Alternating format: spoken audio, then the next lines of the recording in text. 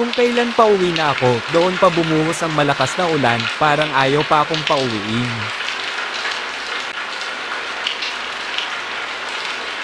Hindi na ako pwedeng magtagal dito, kailangan ko nang umuwi, gusto ko nang matulog ng mahimbing. Kailangan ko nang magmadali, baka abutan pa ako ng baha.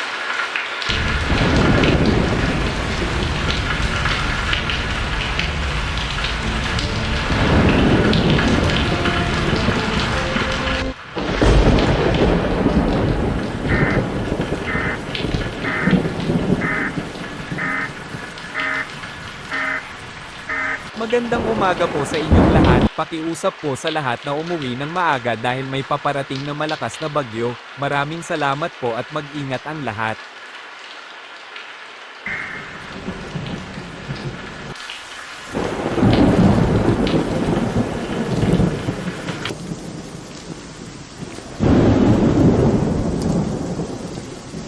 Bagyo, paparating na. Kailangan kong kumilos ngayon, hindi pwedeng mapahamak ang pamilya ko. Ano bang nangyayari dito sa lungsod namin? Parang hindi na natatapos, araw-araw may bagong dumarating na bagyo. Kailan ba ito titigil? Mukhang kailangan ko na talagang umalis dito, baka maabutan pa ako ng malakas na ulan. Teka, si Mock yun.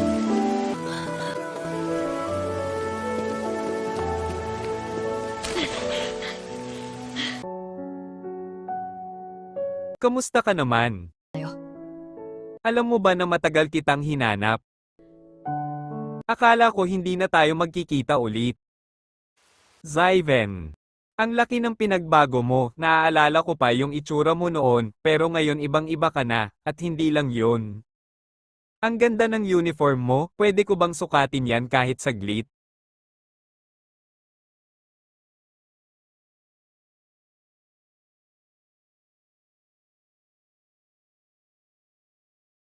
Siguro noon mukhang bata pa ako, pero ngayon isa na akong sundalo ng G-Force at saka bawal namin itong ipasuot sa mga hindi naman sasali sa G-Force. Pwede ka rin namang makapasok dito kung gugustuhin mo, may kakayahan ka namang lumaban, nakakapanghinayang kung hindi mo susubukan. Sa totoo lang, Zyven, wala pa akong panahon para sumali sa G-Force na yan, alam mo naman kung ano yung mga pinagdaanan ko noon.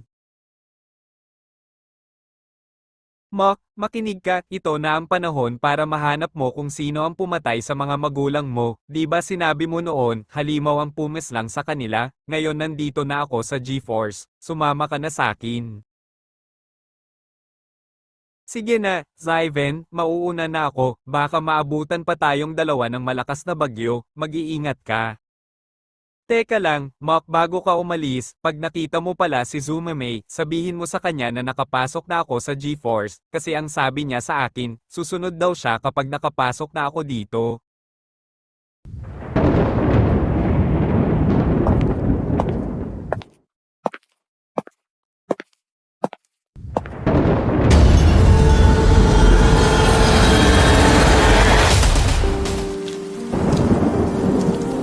Talagang hinahanap mo pa ang siraulong si Zumame, kapag nakita ko yon, hindi ako magdadalawang isip, uulanin ko siya ng suntok sa mukha.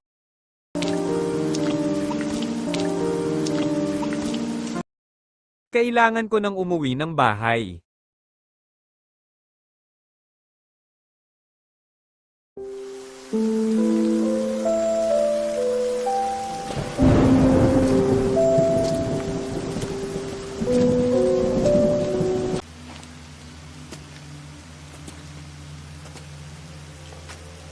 Gusto ko nang umuwi. Nakakaasar talaga. Lalong lumalakas ang ulan.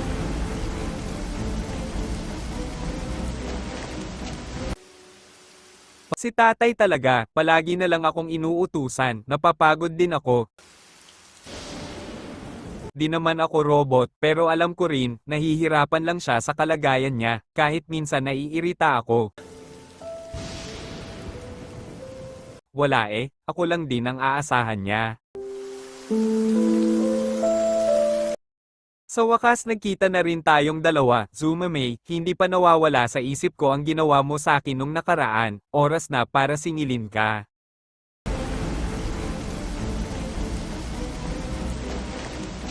Ikaw na naman, Mock, hanggang ngayon hindi ka pa rin natututo, gusto mo bang ulitin ko ang ginawa ko sa'yo, o mas malala pa?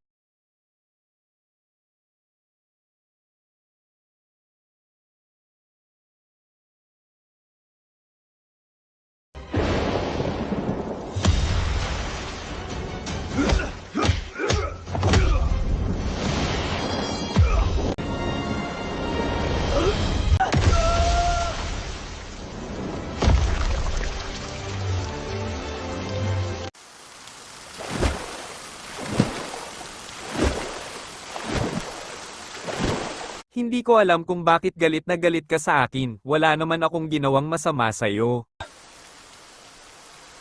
Kaya itigil na natin ang laban na ito.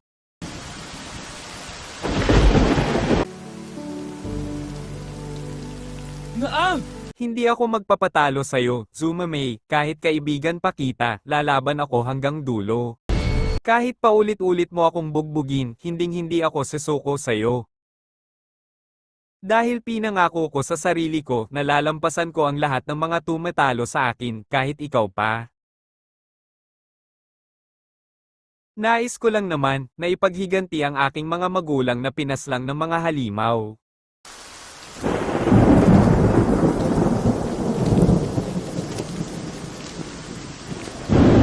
Nasisiraan ka ba talaga ng ulo, Mock? Wala nang halimaw sa panahon ngayon. Dahil pinaslang na sila ng G-Force. Hindi pa ito ang katapusan, Zumame, hanggat may lakas pa ako, lalaban ako, at ngayong araw na ito, ako ang magwawagi. Sige Mock, kung hindi ka pa titigil, halika na, sugurin mo ako gamit ang buong lakas mo, handa akong salubungin yan.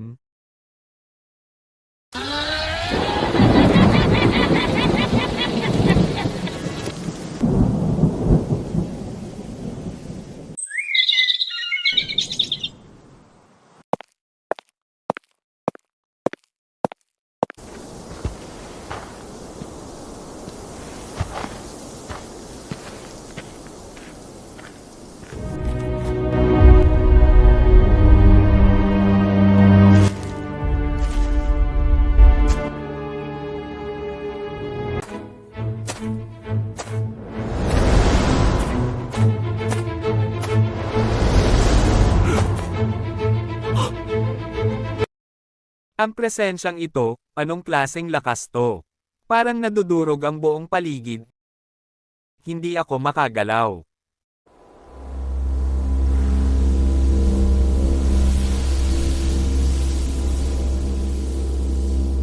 Mukhang nakikilala mo pa ako, matandang Toryo. Sa wakas, nagkita rin tayo sa pagkakataong wala ka ng lakas para pigilan ako.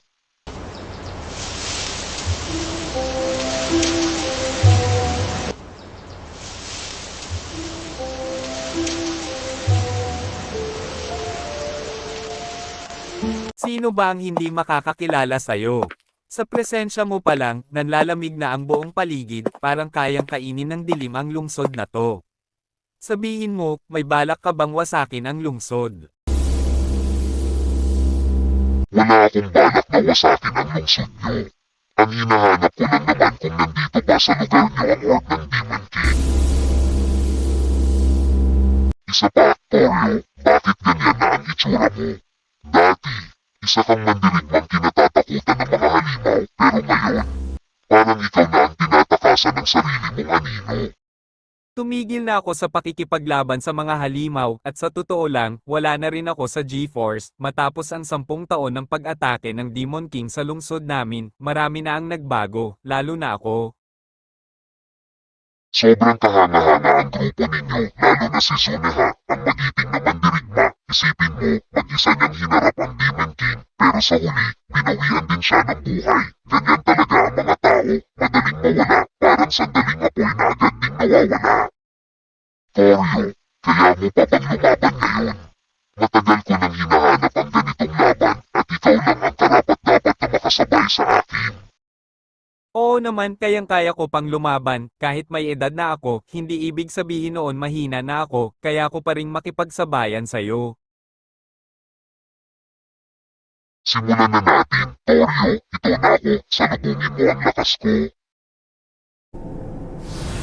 Daisuke.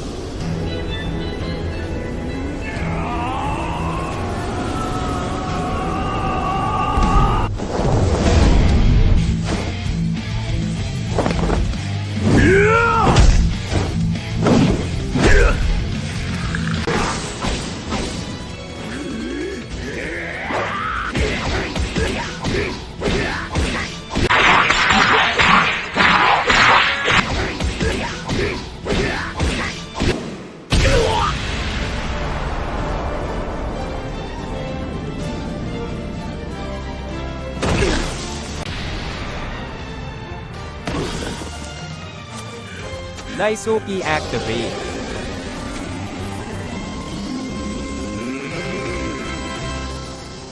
Halimaw, ilabas mo na ang tunay mong anyo, kung ganyan lang ang ipapakita mo, hindi mo ako matatalo.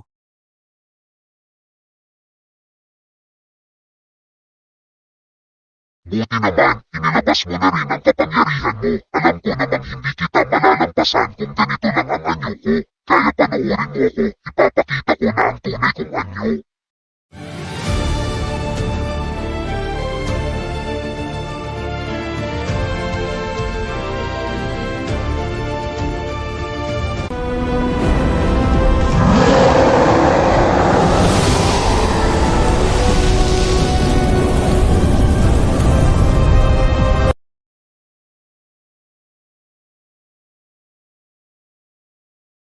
Babalak, ito ay isang red alert, may natukoy ang scouter ng G-Force building na hindi pangkaraniwang presensya, lahat ng unit, maghanda.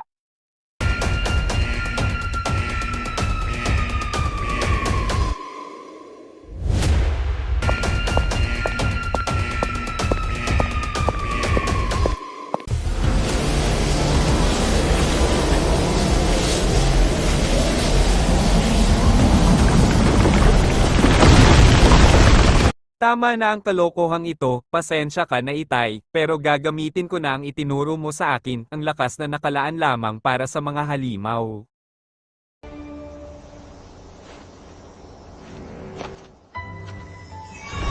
Daisuke Karate.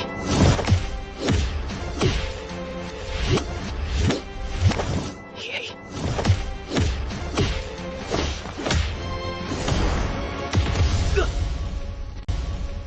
Sobrang nakakainis ka, kung alam mo lang, dapat nakauwi na ako ngayon, ang lakas mong maghamon, ikaw din naman pala ang matatalo. Parehas talaga kayo ni Itay, mga siraulo, iiwanan na kita dyan Mark, magkikita na lang tayo bukas.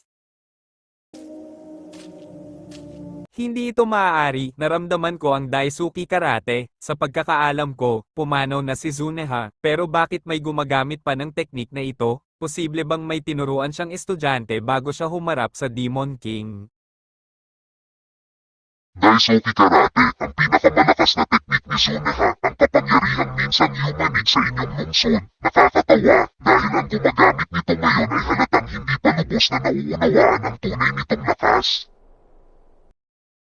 Mamaya ko na lang siya hahanapin at tatapusin. Kapag natapos na ako sa'yo, simulan na natin ang tunay na laban, matandang Toryo.